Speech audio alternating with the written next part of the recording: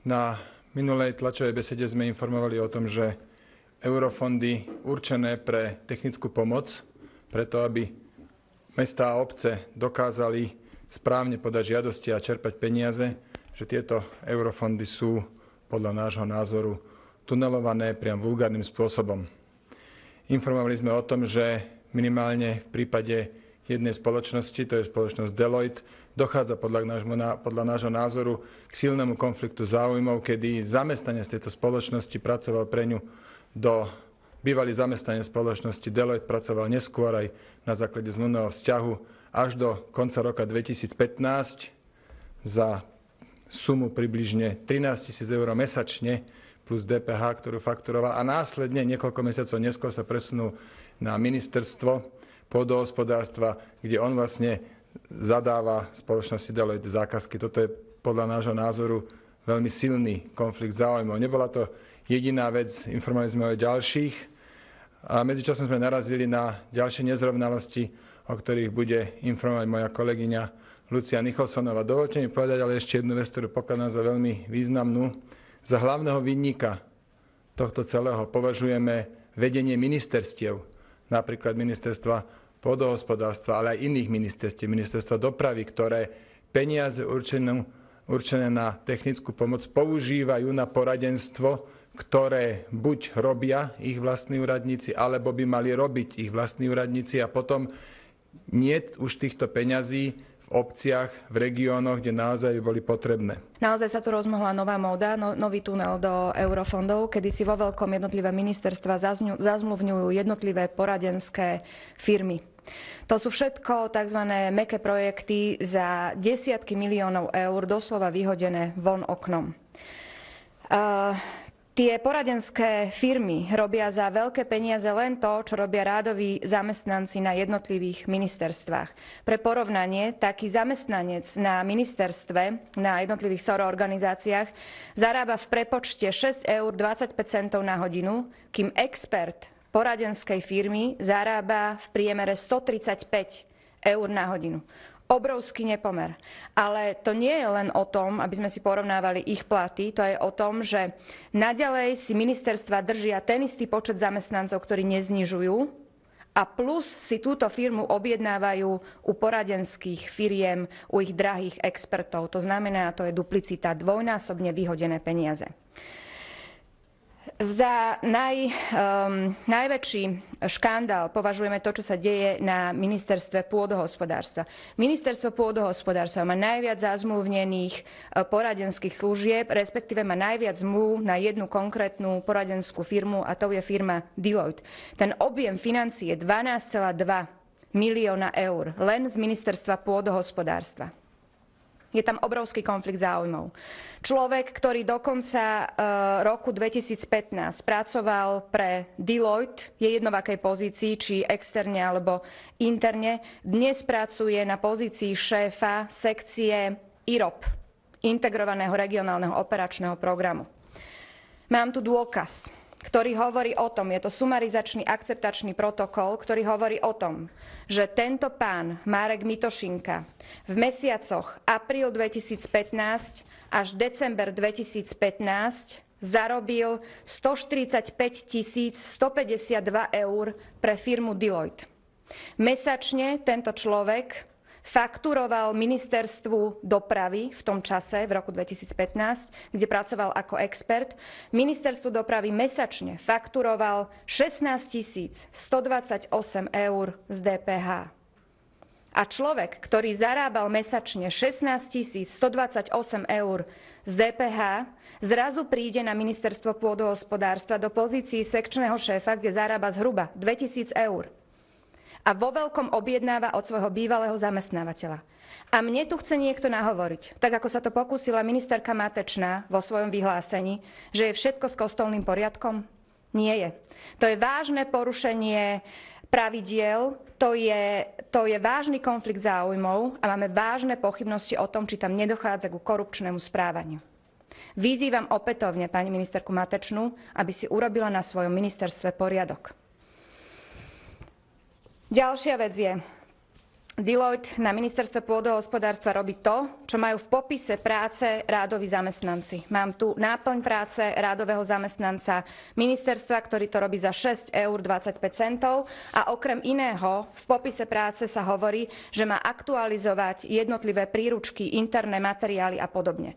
Medzi týmito papiermi mám dôkazy o tom, že práve tieto veci, ako sú aktualizácie interných materiálov, vydávanie príručiek, rôznych brožúr a podobne, za obrovské peniaze objednáva u Deloitu ten pán, ktorého som spomínala, Marek Mitošinka, kde experti Deloitu si za to fakturujú 135 eur na hodinu. Toto, čo sa deje ako na ministerstve pôdohospodárstva, tak aj na ďalších ministerstvách, ktoré si objednávajú poradenské služby u externých poradenských firiem, je v príkrom rozpore s metodickým pokynom CKO, to je Centrálny koordinačný orgán pod úradom vlády, ktorý vydal metodický pokyn, ktorý má záväzný charakter. A tento metodický pokyn hovorí veľmi jasne, kto má čo robiť. Inými slovami, čo presne majú robiť zamestnanci jednotlivých ministerstiev v pozícii na SORO organizáciách. A tuto to mám, môžem vám to potom dať k dispozícii. Tí zamestnanci majú pripravovať a aktualizovať internú dokumentáciu, manuál procedúr, metodické pokyny, usmernenia, výklady stanoviska. Tento materiál je záväzný pre všetky ministerstva. Ja sa pýtam, ako je možné, že jednotlivé ministerstva tieto služby, ktoré majú robiť ich zamestnanci za 6,25 eur na hodinu, si objednávajú u veľkých poradenských firiem za milióny eur. Je to v príkrom rozpore s tým, čo od nás očakáva Európska komisia, pokiaľ hovoríme o prerozdeľovaní eurofondov. Napriek tomu, že napríklad konkrétne na ministerstve pôdohospodárstva robí Deloitte za 12,2 milióna eur poradenstvo, ako čerpať eurofondy, tie eurofondy nečerpáme.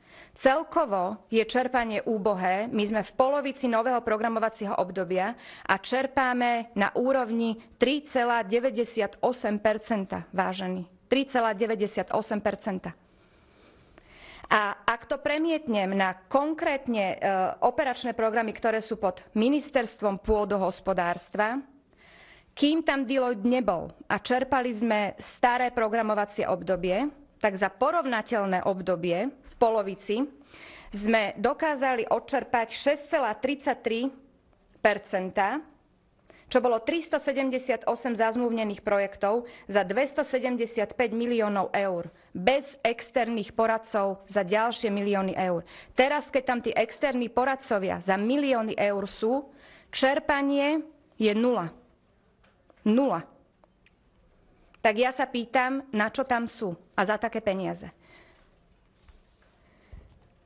Najväčší škandál sa ale udial na poľnohospodárskej platobnej agentúre, ktorá patrí pod ministerstvom pôdohospodárstva.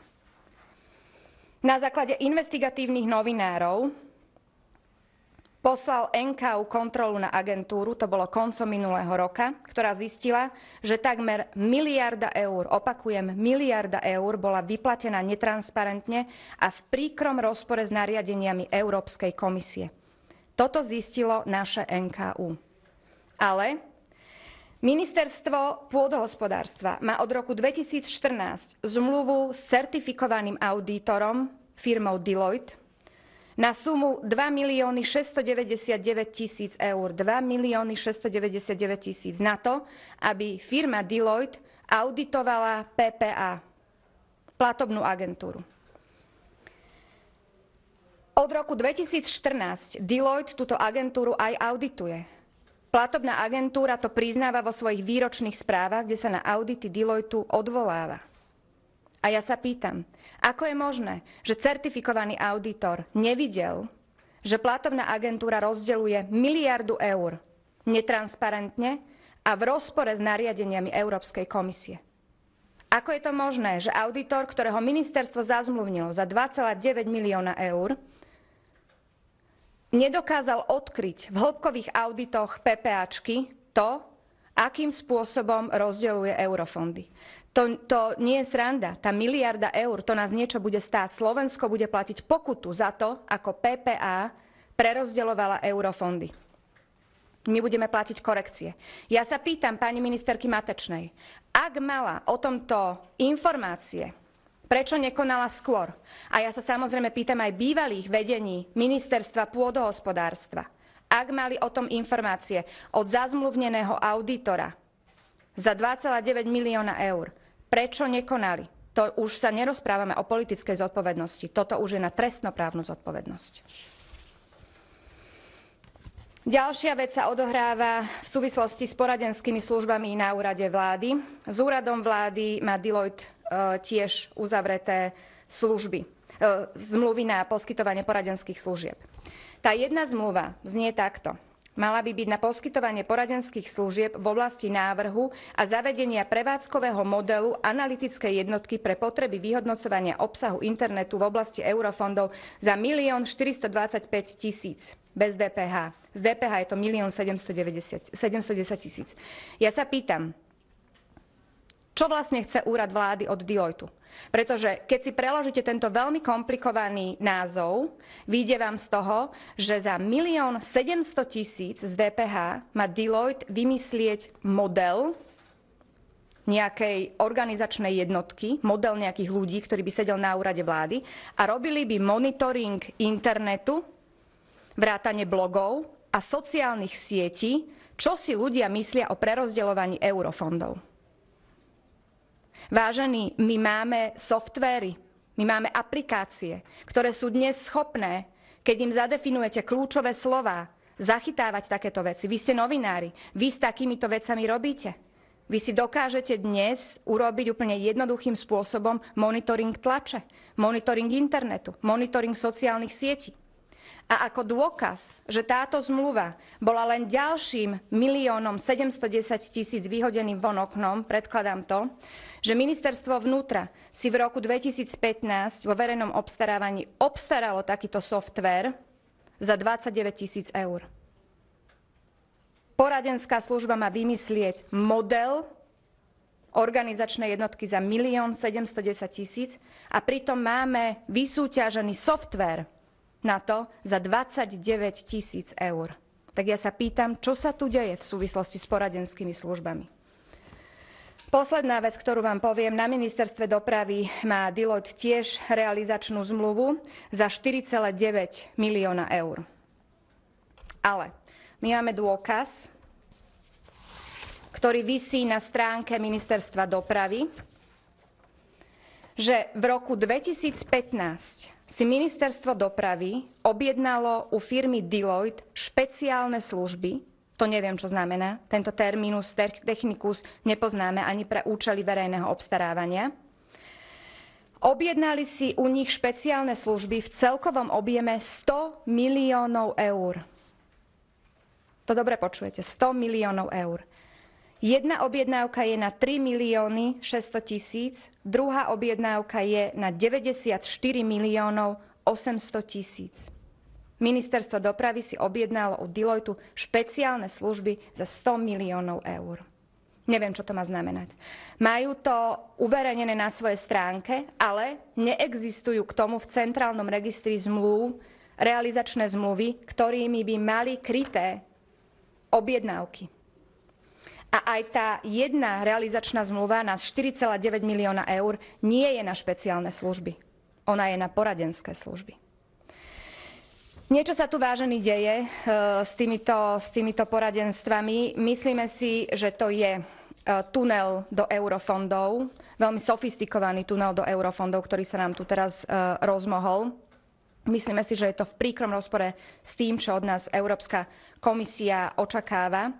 Preto to mienime riešiť, viac o tom povie Richard Sulík, ale ja chcem iba zopakovať, že všetky poradenské firmy, ktoré sú do tohoto navlečené, všetky, nie len Deloitte, všetky, robia len to, čo im štát dovolí. A ja sa domnievam, že tam niekde na začiatku týchto zmluvných vzťahov musela byť nejaká dohoda medzi šéfstvom jednotlivých poradenských firiem a medzi našimi politickými špičkami, keď to chcete počuť. A ja by som chcel z tohto miesta vyzvať pani ministerku Matečnú, aby konala. Minimálne ten pán Mitošinka nemá na ministerstve pôdohospodárstva čo hľadať. Vyzývame pani Matečnú naposledy, aby si spravila na ministerstve poriadok a ak to nespraví, tak začneme sa venovať jej. Okrem toho plánujeme informovať o týchto vážnych prešľapoch Európsku komisiu. List je napísaný, odišiel, je vám k dispozícii. Takisto špeciálne riaditeľstvo pre regionálnu a mestskú politiku. Tento list tiež odišiel.